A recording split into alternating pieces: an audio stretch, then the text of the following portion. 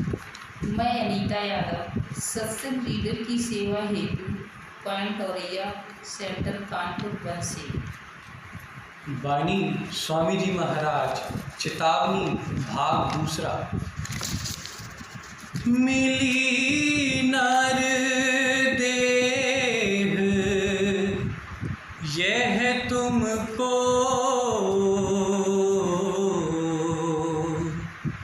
बनाओ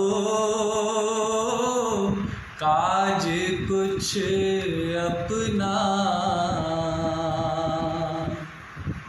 बचो मत आए इस जग में,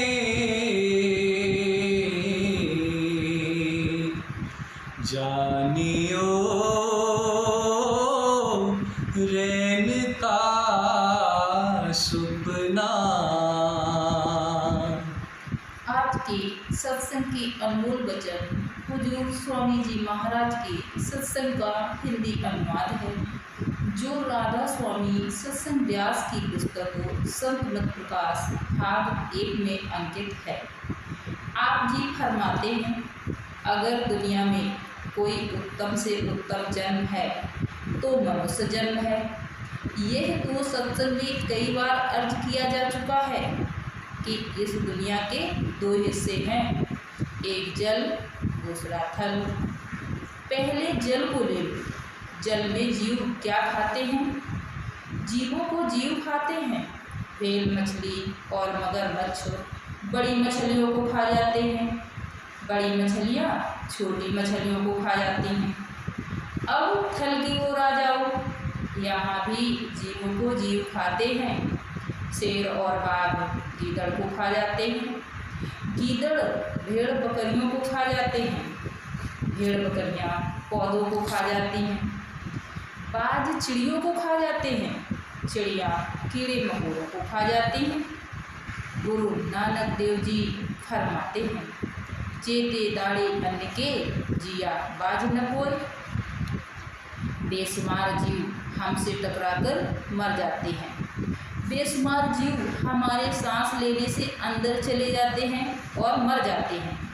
इस दुनिया में इतने जीव हैं कि अगर सुई की नोक रखो तो उसके नीचे भी 20 जीव आ जाते हैं। यह वायुमंडल जीवों से ठसाठस भरा हुआ है।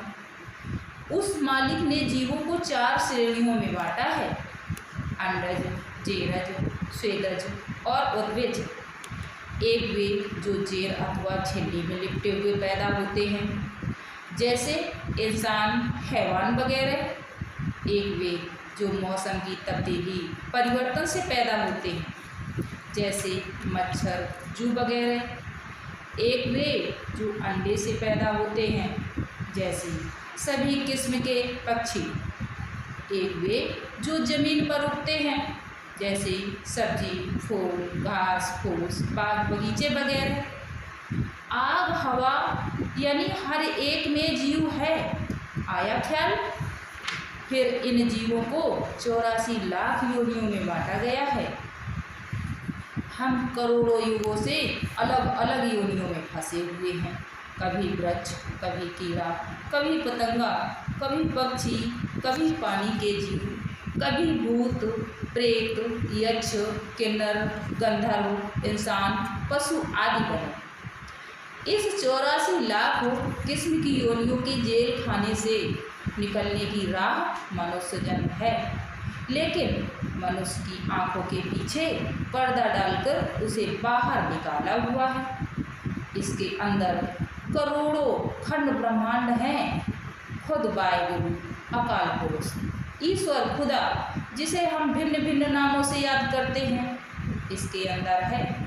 वह न किताबों, पोथियों और ग्रंथों में है, न तीर्थों, मूर्तियों, जंगलों और पहाड़ों में। वेद शास्त्र ग्रंथ पोथियाँ कहती हैं कि इसके अंदर है, मगर जब तक पर्दा नहीं खुलता वह दौलत किस तरह मिली, परमात्मा कैसे मिले, जेल खाने से छुटकारा कैसे हो। छुटकारा उस वक्त होता है जब यह पर्दा खोलकर पिंड से ब्रह्मांड पर चढ़कर अपनी जायदाद को संभाले और देखे कि मेरे अंदर उस अकाल पुरुष ने क्या खजाने रखे हुए हैं। उस परमपिता के साथ प्यार करे, मन इंद्रियों की गुलामी से आज़ाद हो जाए तो जेल खाने से निकलने की राह मिलती है, तब परमात्मा मिलता है। लेकिन जिस तरह अनजान को हीरा मिल गया, उसे उसकी परख नहीं थी, उसने हीरे को गधे के गले में बांध दिया। इसी तरह मनुष्य जन्म उत्तम से उत्तम है, देवी देवता भी इसे पाने के लिए तरसते हैं, मगर यह कद्र नहीं करता, बल्कि विषय विकारों, पापों, झगड़ों और कई धंधों में खो जाता है। अपने आप को नहीं पहचानता, आपघाती जो महापापी। इसलिए संत महात्मा समझाते हैं कि भाई, करोड़ों जन्म भोगने के बाद तुम्हें यह मनुष्य जन्म मिला है, कुछ अपना काम भी करो। हम बेटे बेटियों मन व इंद्रियों के काम धंधों में फंसकर अपना काम नहीं करते, सारी उम्र पराया बोझ ढोते रहे। जब अंत समय आया तब आँख खुली। जिस तरह रात को हम घंटे 2 घंटे सपना देखते हैं, उस समय हमें वह सच प्रतीत होता है, लेकिन जब सुबह उठते हैं तो ख्याल आता है कि सब झूठ था। इसी तरह यह दुनिया भी 10, 20, 50, 100 साल का सपना है। आप कहोगे कि हम तो जाग रहे हैं। नहीं, जिस दिन मौत आएगी आप कहोगे, हाय, यह तो सपना था। इस सपने से निकलने का समय अभी है। जो कुछ करना है अभी करना है, मगर अफसोस यह जागता नहीं और अपना काम नहीं करता। जिस तरह बुखार के मरीज को मिश्री कड़वी लगती है, हालांकि मिश्री कड़वी नहीं होती, बल्कि मरीज के मुंह का जायका कड़वा होता है। बीमार को अच्छे भोजन दो, वह कहता है कि परे हटाओ। इसी तरह यह दुनिया के भोगों में जन्मों जन्मों से ऐसा डूबा हुआ है और कौमों मजहबों के झगड़ों में ऐसा फंसा हुआ है कि यहाँ से निकलना दुश्वार हो गया है। निकलना तो एक तरफ रहा, नाम की ओर ख्याल भी नहीं करता। अगर थोड़ा बहुत करता भी है तो दुनिया की लज्जतें और दुनिया का प्यार बाहर खींच लाते हैं। महात्मा क्या करें? वे दवा देते हैं मगर ये खाता नहीं। जिस तरह डॉक्टर से दवा ले आई मगर खाई नहीं तो फ़ायदा कुछ नहीं होता। दवा आले में, बीमार बिस्तर में, और गालियाँ डॉक्टर को वाली मिसाल है। इसमें डॉक्टर का कसूर नहीं। इसी तरह जब तक इसका मन अपनी गलतियों को नहीं देखेगा, यह कामयाब नहीं होगा। देह और ग्रेह सब झूठा,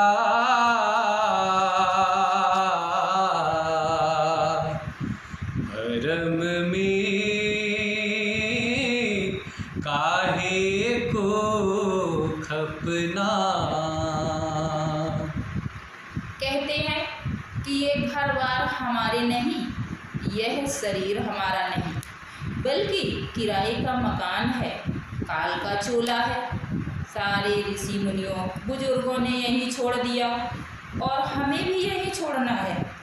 मगर जब तक हम इस मकान यानी शरीर में हैं, हमें इससे फ़ायदा उठाना चाहिए। हम भ्रम में फंसे हुए हैं। बाल बच्चे, कौम, मजहब सब भ्रम है। हम अपना कुछ नहीं करते, बल्कि सारी उम्र पराया बोझ ढोते रहते हैं। आप सोचो, साथ जाने वाली कौन सी चीज़ है? क्या साथ लेकर जाते हो? धन दौलत साथ नहीं जाती, बाल बच्चे साथ नहीं जाते, यहाँ तक कि यह शरीर भी साथ नहीं जाता। साथ जाने वाली केवल 2 ही चीज़ें हैं, एक सद्गुरु और दूसरी शब्द धुन। लेकिन हमारा दोनों के साथ प्यार नहीं। फिर संभाले कौन। जीव सब लोभ में भूले, काल से कोई नहीं बचना। सारा संसार काम, क्रोध, लोभ, मोह और अहंकार में फंसा हुआ है। सारा जगत तो काल भगवान का चबेना है। यही कबीर साहिब कहते हैं, जगत चबेना काल का, कुछ मुख में कुछ गोद। करोड़ों कौमें आई और चली गईं, बना कुछ भी नहीं। हैरानी इस बात की है कि हम लोगों को मरते हुए देखते हैं, मगर मन कहता है कि तेरी मौत नहीं, मरने वाले तो और हैं। काम, क्रोध आदि डाकुओं और इंद्रियों ने इस पर कब्जा कर रखा है, यह सोचता नहीं। इसके विपरीत जब आपको किसी सफ़र पर जाना होता है तो 10-15 दिन पहले ही सामान बांध लेते हो। किसी सराय, होटल या धर्मशाला में ठहरने और खाने का पहले से ही इंतजाम कर लेते हो। किस राह जाना है और किस तरह जाना है, इन सारी बातों को पहले ही सोच लेते हो। लेकिन कभी किसी ने सोचा है कि इस घर यानी शरीर को छोड़कर आगे कहाँ जाना है और किस तरह जाना है, किस राह जाना है, और रास्ते के लिए तोसा यानी सामान क्या ले जाना है। मन माया की गफलत और इंद्रियों के नशे में अक्ल मारी गई है। तृष्णा अग्नि जग जारा,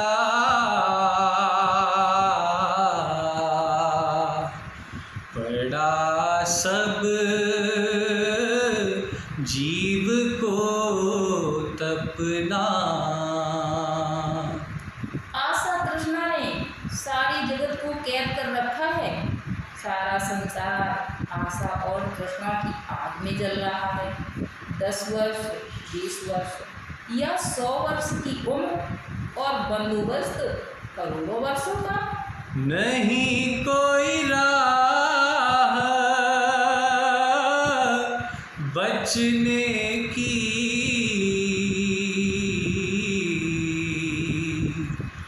जले सब नरक की अगिना।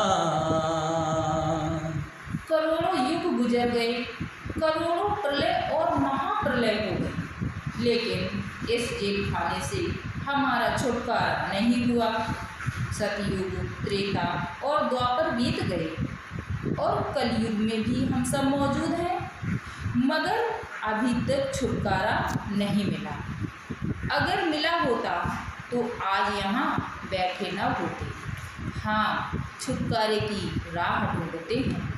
गुरु अर्जुन देव जी फरमाते हैं, कई जन्म भय कीट पतंगा, कई जन्म गजमीन कुरंगा, कई जन्म पंखी सरप होयो, कई जन्म हैवर रिख जोयो।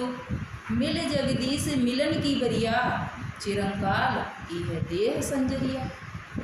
यह करोड़ों जन्मों से, बेशुमार युगों से कीड़े पतंगे, हाथी, मछली, हिरन, पक्षी, सांप, घोड़े, पेड़ आदि बनता आ रहा है और 84 लाख योनियां भोग रहा है।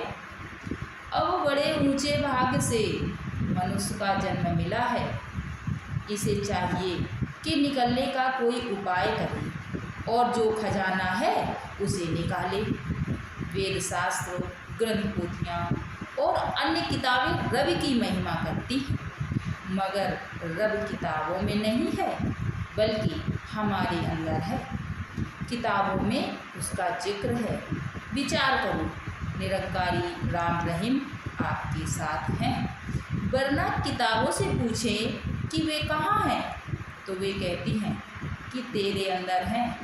गुरु अर्जुन देव जी फिर कहते हैं, सब किछ घर में बाहर नहीं, बाहर टोले सो भरम भुलाही। एक हिंदू महात्मा पीपा जी कहते हैं, जो ब्रह्मंडे सोई पिंडे, जो खोजे सो पावे। और मुसलमान फकीर कहते हैं कि आलमे सगीर यानी पिंड, आलमे कबीर यानी ब्रह्मांड का मॉडल यानी नमूना है।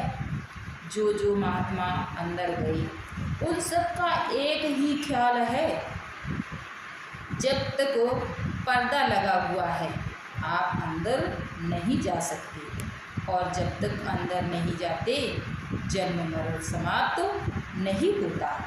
बात तो सिर्फ इतनी है। जलेंगे आग में निस दिन,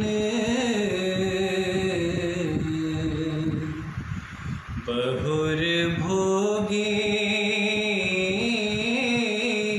जन्म मरना।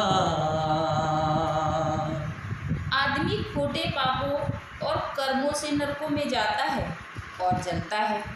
फिर नरकों से निकलने के बाद मनुष्य जन्म नहीं मिलता, बल्कि सांप घास फूस पशु पक्षी आदि बनने के बाद मनुष्य जन्म की बारी आती है। हाँ, स्वर्गों से उतरकर मनुष्य जन्म जरूर मिलता है। आप 1 मिनट के लिए 84 लाख योनियों का हिसाब लगा कर देखो। हमारे वेद शास्त्र पूर्ण महात्मा कामिल मुर्शिद कहते हैं कि इन 84 लाख योनियों में भटकने की अवधि का तो अनुमान भी नहीं लगाया जा सकता। ये तो कई युगों में पूरी होती है। अगर 10-10 वर्ष की औसत उम्र का अनुमान लगाएं तो मनुष्य जन्म की बारी आने में 8 करोड़ 40 लाख वर्ष लगते हैं। हालांकि यह अनुमान भी ठीक नहीं है। किसी किसी योनि की उम्र बहुत ज़्यादा है। सांपों की उम्र सैकड़ों साल होती है। जंगल के अफसर किसी किसी पेड़ की उम्र 2-2, 300 वर्ष की बताते हैं। आदमी की उम्र 50 या 60 साल है। अगर करोड़ों वर्ष दुख उठा उठा कर 50 या 60 साल गंदगी की खान भोगी भी, तो फिर करोड़ों वर्ष नरकों में काटने पड़े, क्या कोई मंजूर करता है? यह तो इसी तरह है जैसे किसी को सारा दिन आग में और सिर्फ 1 मिनट के लिए पानी में खड़ा कर दिया जाए। कोई मंजूर नहीं करता और हम कर रहे हैं, बल्कि यह हमारे साथ बीत रही है। भटकते वे फिरे खानी,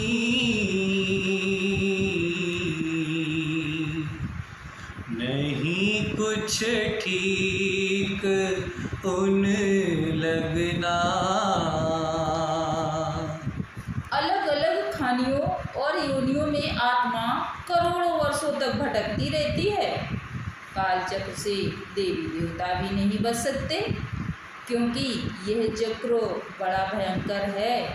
और हम किस गिनती में आते हैं? विचार नहीं करते। अगर विचार करें तो रूह कांप उठती है। कहूँ क्या दुख वह भोगे,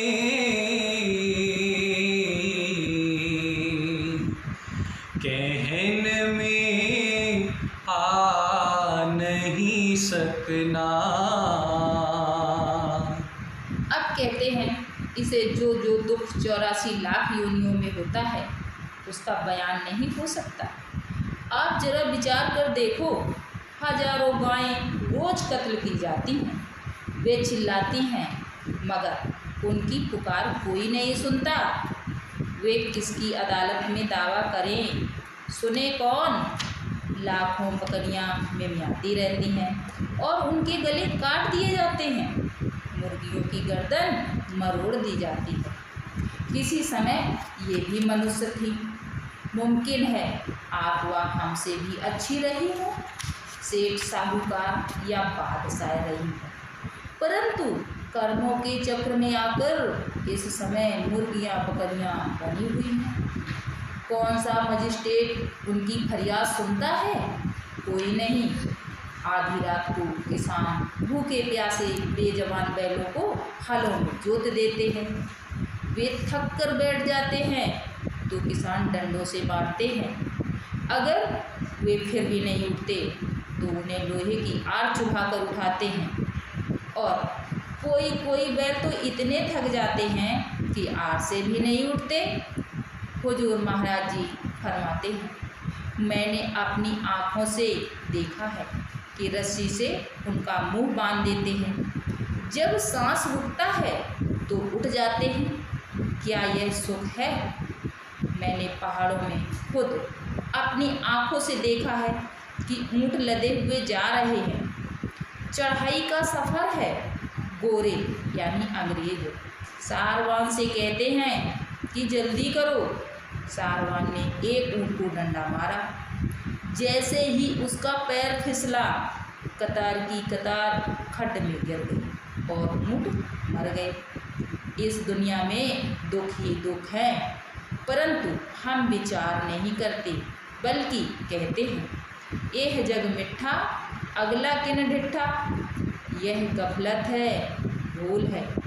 अगर हम विचार करें तो बचने का इंतजाम करें। और यहाँ फिर आए ही क्यों? शराब, कबाब और भोगों ने हमारी बुद्धि भ्रष्ट कर दी है। अगर कुछ सुख है तो मनुष्य जन्म में है, मगर मनुष्य जन्म में आप अंदर झांक कर देखो, सुखी कोई नहीं है। बल्कि किसी को कर्ज का दुख है, तो किसी को बीमारी का, किसी को मुकदमे का दुख है, किसी की बेटी विधवा है, किसी की पुत्र वधू विधवा है, किसी को बाल बच्चों का दुख है, किसी को कोई तो किसी को कोई। गुरु नानक देव जी कहते हैं, नानक दुखिया सब संसार, जो नाम जपता है उसी को चैन है। यही सहजोबाई कहती हैं, धनवंते सब ही दुखी, निर्धन है दुख रूप, साध सुखी सहजो कहें, पायो भेद अनूप। जिसके अंतर में नाम प्रकट हो गया वही सुखी है, उसे ही शांति है। सहजोबाई फिर कहती हैं, ना सुख विद्या के पड़े, ना सुख वाद विवाद, साध सुखी सहजो कहें, लागे सुन्न समाद। ना आलिम हाजिर सुखी हैं, ना गुड़ी ज्ञानी सुखी हैं, ना वाद विवाद में सुख है, ना कौमों मजहबों में।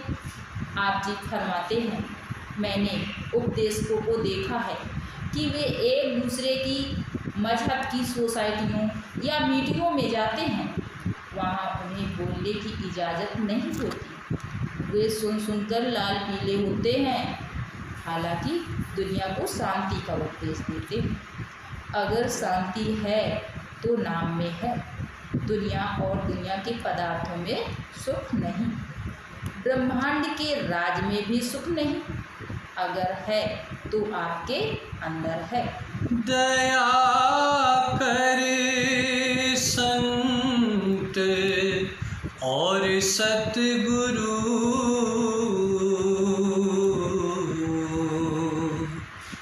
बतावे नाम का जपना। वे संत महात्मा कामिल फकीर जो इस जेल खाने से मुक्त हो गए, मालिक से मिल गए, वे हमें इस संसार की अग्नि में जलते हुए देखकर हम पर तरस खाते हैं। उनका दिल दुखी होता है और वे हमारे लिए सचखंड छोड़कर मनुष्य बनकर आते हैं और कहते हैं कि भाई, यह देश तुम्हारा देश नहीं, यह कौम तुम्हारी कौम नहीं, तुम्हारा देश सचखंड मकामे हक और तुम्हारी कौम सतनाम है। वहाँ ना जन्म है, ना मृत्यु है, ना दुख है, ना सुख है। यह उस सतनाम के समुद्र की बूंद है। इसलिए ना घर छोड़ने की ज़रूरत है, ना कौम या मजहब छोड़ने की, और ना ही कामकाज छोड़ने की ज़रूरत है। अगर कौम छोड़ने से सच्चा घर मिल जाए तो हम तैयार हैं। इन कौमों, बिरादरियों और रिश्तेदारियों ने इसके ऊपर पर्दा डाल रखा है। नहीं तो संतों का उपदेश तो इतना सरल है कि 5 वर्ष के बच्चे से लेकर 100 वर्ष के बूढ़े तक अमल कर सकते हैं। क्या स्त्री क्या पुरुष, सबके लिए समझा है और सबके अंदर है। किसी फॉर्म के होकर अंदर जाओ, नाम सारे संसार के लिए एक ही है। वह न गुरमुखी है, न संस्कृत, न अरबी और न फारसी। वहाँ कोई जबान नहीं तो कोई किताब भी नहीं। वह अकथ कथा और लाबयान है। मालिक से मिलने का यह मार्ग संपूर्ण संसार के लिए एक ही है। कौम और मजहब हमारे नहीं, बल्कि मन के बनाए हुए डिजाइन है। सोचो, 500 वर्ष पहले सिख नहीं थे, 1600 वर्ष पहले मुसलमान नहीं थे और 2-3 हजार वर्ष पहले बौद्ध नहीं थे। और पीछे चलते जाएं तो आखिर सिर्फ मनुष्य ही मनुष्य रह जाएंगे। ये सब झगड़े मन के पैदा किए हुए हैं। मुसलमानों का कुरान शरीफ एक है, मगर मुसलमानों में 72 संप्रदाय हो गए हैं। ये अलग अलग संप्रदाय किसने बनाए हैं? मन ने। गुरु नानक देव जी का ग्रंथ साहिब एक है, परंतु 50 संप्रदाय बन गए हैं। शायद आगे और भी बने। हिंदुओं में संप्रदायों की कोई गिनती ही नहीं है। ईसाइयों के भी 20 से ज़्यादा संप्रदाय हैं, परंतु इंजील एक ही है। इन सबका डिजाइनर यानी बनाने वाला मन ही है। अकाल पुरुष एक है, उसकी शिक्षा एक है, मार्ग एक है और वह सबके अंदर है। जब अंदर जाओ, पर्दा खोलो, तब पता लगेगा। वहाँ ना हिंदू को कोई रियासत है, ना मुसलमान को, ना ईसाई को, ना सिख को। वहाँ किसी के लिए कोई रियासत नहीं। कबीर साहिब कहते हैं, जाति पात पूछे ना कोई, हर के भजे सुहर का होई। वहाँ इश्क और प्रेम का सवाल है। मन व इंद्रियों की गुलामी से आज़ाद होने का सवाल है। लोग यहाँ कौम, मजहब, खुदगर्जी, ईर्ष्या, द्वेष आदि की आग में जल रहे हैं। वहाँ कोई लिहाज नहीं। किताबें पढ़कर देख लो। जब संत सचखंड से आते हैं, वे सबको एक ही उपदेश देते हैं कि भाई, तुम्हारे अंदर नाम है, आत्मा को 9 द्वारों से निकालकर 10वीं गली में ले आओ और सूरत को सत्य यानी नाम के साथ जोड़ दो। वेद उसे नाद और आकाशवाणी कहते हैं। गुरु नानक देव जी ने आद सच, जुगाद सच और कुर्बानी कहा है। एक ही मार्ग और एक ही उपदेश है। सभी संतों का एक ही मिशन है। वह अजपा जाप है और खुद ब खुद जपा जा रहा है। अपनी आत्मा को उसके साथ जोड़ दो। वह 10वीं गली में खुद ब खुद हो रहा है, जिसके साथ आपको जुड़ना है। न माने जुक्ति ये है उनकी,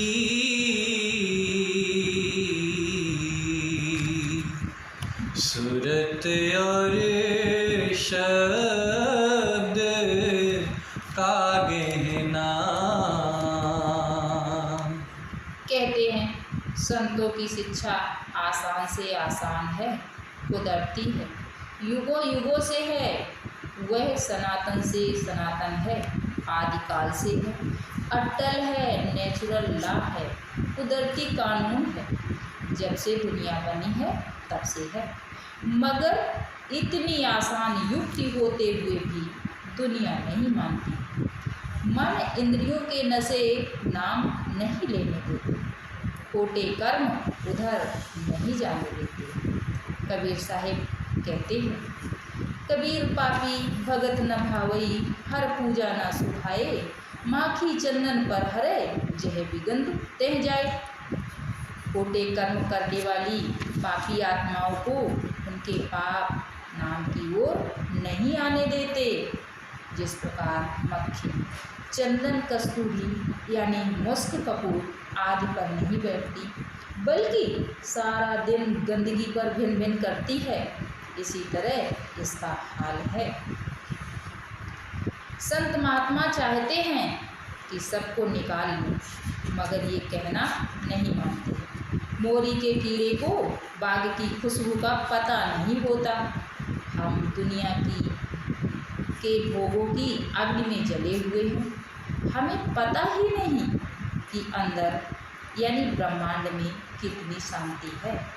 संत बताते हैं, पर हम उनकी बात पर विश्वास नहीं करते। आत्मा भी अंदर है, शब्द भी अंदर है।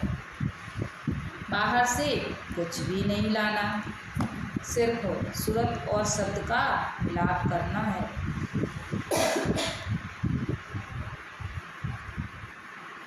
वेद शास्त्र उसी की तारीफ करते हैं। अन्य किताबों में भी यही लिखा हुआ है कि वह आपके अंदर है। कुरान शरीफ का कथन है कि साहिरक खुदा साहिरक यानी सुषुम्ना नाड़ी से नज़दीक है। जब तक साहिरक में नहीं जाते खुदा नहीं मिलता। भगवत गीता कहती है कि वह अंदर है, परंतु हम अंदर नहीं जाते। हम चाहते हैं कि वह बातों से मिल जाए, पर वह बातों का विषय नहीं। बिना सतगुरु बिना करनी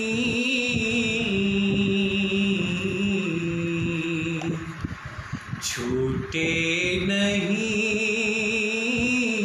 खान का फिरना। सभी ऋषि मुनियों फकीरों का एक ही ख्याल है कि जब तक पूरा गुरु राह न बताए और यह कमाई ना करे, अंदर पर्दा नहीं खुलता, जन्म मरण समाप्त नहीं होता। सीधा हिसाब है, जब तक जीते जी नहीं मरते काम नहीं बनता। हम अल्लाह परमेश्वर आदि लफ्ज़ों को नाम समझते हैं। लफ्ज़ नाम नहीं, दुनिया लफ्ज़ों में मर गई। लफ्ज़ सिर्फ रूह को नाम के साथ जोड़ने के लिए है, समझाने बुझाने के लिए है। कई बार अर्ज की है कि गुरु अंगद देव जी फरमाते हैं, अखी बाझो देखना विड़ करना सुनना। नाम आँखों का विषय नहीं है। ये आँखें और कान वहाँ काम नहीं कर सकते, वह आँख और ही है। पैरा बाझो चढ़ना विड़ हत्था करना, उस देश में यह शरीर नहीं जाता। जीभ है बाझो बोलना एवं जीवत मरना, वहाँ कोई जवान नहीं, कोई ग्रंथ वेद शास्त्र इंजील नहीं। वह कब मिलता है? जब यह जीते जी मरे, यानी यहाँ तक, यानी दोनों आँखों के बीच में आ जाए, 9 दरवाजों को छोड़कर पिंड से निकलकर अंड में आ जाए। जब तक यह जीते जी नहीं मरता, चाहे किसी भी कौम या मजहब का क्यों ना हो, नाम नहीं मिलता। नाम लफ्ज नहीं है। नानक हुक्म पछाड़ के तो खसमे मरना, वह हुक्म है, अमरे रब्बी है, वह हर एक के अंदर है, वह नाम है। मुसलमान फकीर भी यही कहते हैं, बनामे रूह की रूह नामे न दर्द, बहर नामे की खानी सरवर अर्द। उसका कोई नाम नहीं, जिस नाम से मर्जी हो बुलाओ वह बोलता है। वह अनामी है, सबका सहायक है, लेकिन जब तक आत्मा नाम की लज्जत नहीं लेती, तब तक इस 84 के जेल खाने से नहीं निकलती। जितने भी संत महात्मा 9 दरवाजे खाली करके 10वीं गली में गए और शब्द के मार्ग से खंडों ब्रह्मांडों को पार कर गए, उन सबका एक ही उपदेश और एक ही मार्ग है, चाहे वे हिंदू रहे, चाहे मुसलमान या किसी और धर्म या जाति में आए हों। लेकिन जो महात्मा 9 दरवाजों, 6 चक्रों तथा मन व बुद्धि के दायरे में ही रहे, हम उनकी बात नहीं कर रहे हैं। जब तक सद्गुरु ना मिले, यह कमाई ना करे, 9 दरवाजे खाली करके 10वीं गली में ना जाए, रूह नाम से नहीं जुड़ती, चाहे नाम बेशक जपता रहे। लफ्जों के झगड़े तब तक ही हैं जब नाम के साथ जुड़ जाए, फिर कोई झगड़ा नहीं। गुरु मिल गया, नाम के साथ रूह जुड़ गई, फिर आप उसे अल्लाह कहो, रब कहो, परमेश्वर, गिरधारी, मुरारी कहो, वाहे गुरु कहो, मतलब कि जो कुछ चाहो कह दो, कोई ऐतराज नहीं। एक डंडा है, चाहे उसको सोटा कह दो, लठ कह दो, बात तो एक ही है। गुरु गोविंद सिंह जी ने परमात्मा की 1200-1400 के करीब नाम रखे हैं, जो कि वेद शास्त्रों में नहीं आई। अगर स्वामी जी महाराज ने उसका एक और नाम राधा स्वामी रख लिया तो शोर मच गया। उन 1400 नामों का ख्याल नहीं, चीज़ इन लफ्जों में नहीं है, वह अंदर है। कहाँ लग मैं कहूँ उनको,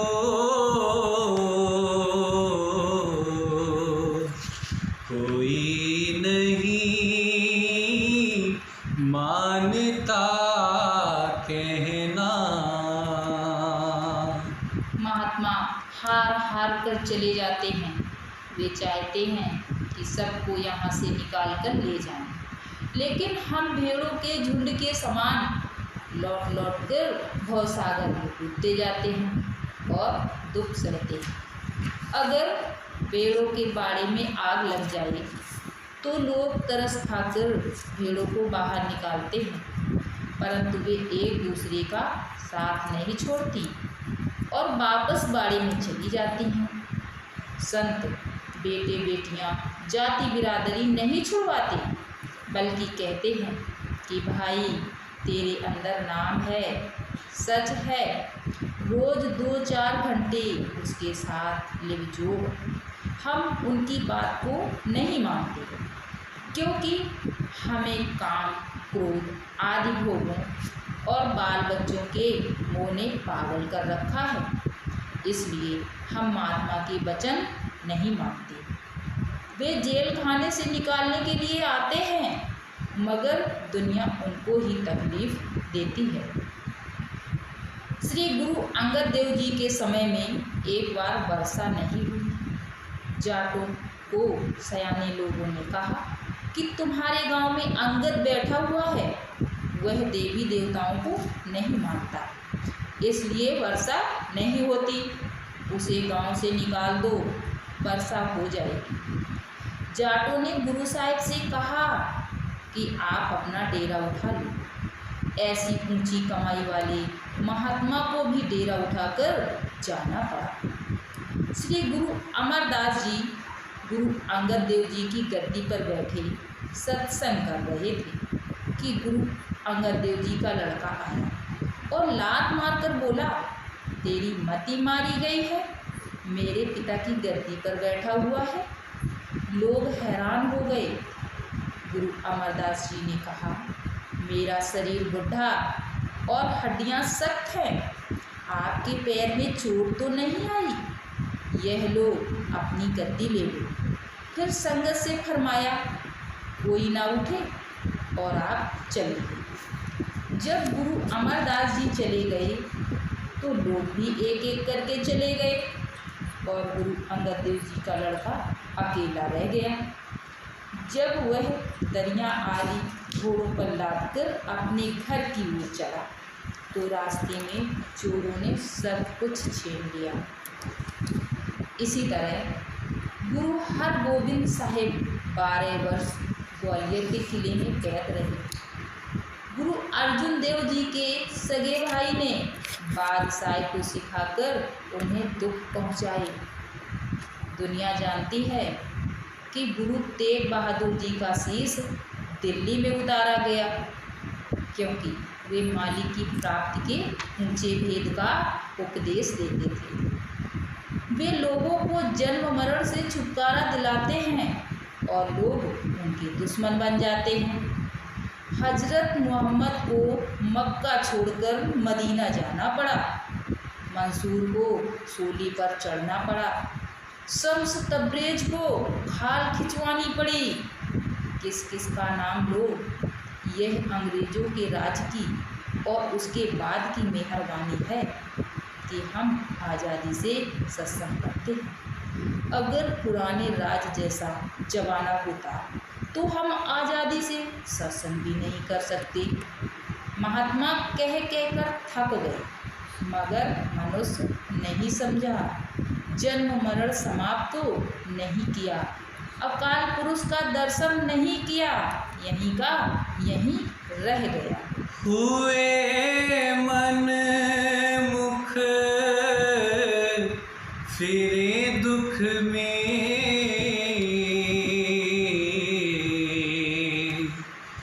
बचन गुरु का नहीं माना। सतगुरु चाहते हैं कि सबको ले चले। ये दुनिया के दुख सहते हैं, 84 के कष्ट सह लेते हैं, परंतु उस ओर नहीं जाते, यानी हमारे ऐब पाप हमें उस ओर जाने नहीं देते। पूजावे आप को जग में,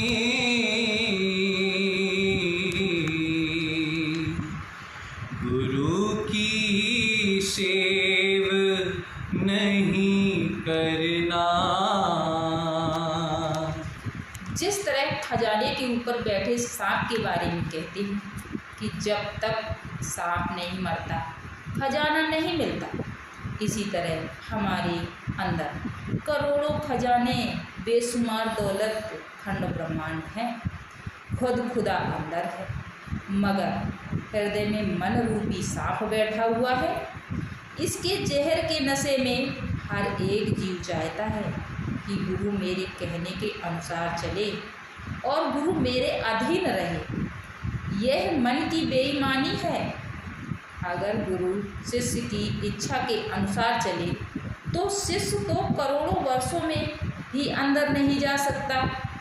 अगर उस्ताद तालिब इल्म यानी विद्यार्थी की मर्जी के अनुसार चले तो तालिब इल्म पढ़ नहीं सकता।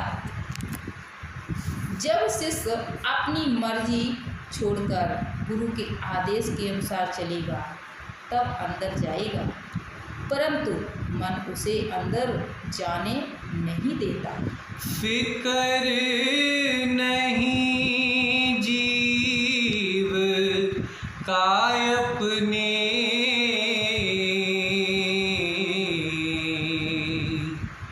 पड़ेगा नरक में फुकना। इस वक्त गफलत के नशे में उसे नफे नुकसान की चिंता नहीं, उसे विश्वास नहीं कि मेरा कभी हिसाब होगा। हालांकि सब धर्म पुस्तकें यही कहती हैं कि गुरु नानक देव जी फरमाते हैं कि एक एक ग्रास का लेखा देना पड़ेगा, परंतु यह कहता है एह जग मिठा अगला किन ढिठा, अंधा हो रहा है। गुरु अमरदास जी कहते हैं मायाधारी अत अन्ना बोला, सबद न सुनई बहु बोल भजोला।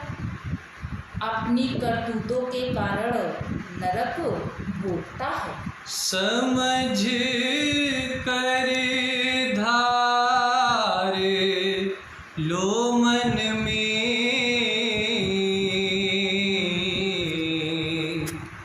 कहे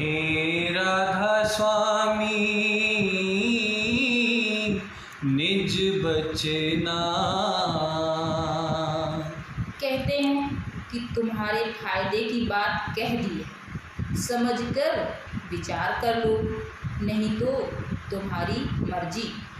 फिकर नहीं जीव का अपने,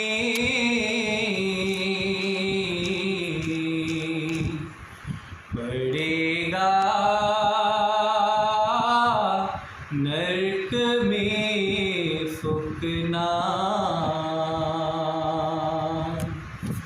समझ कर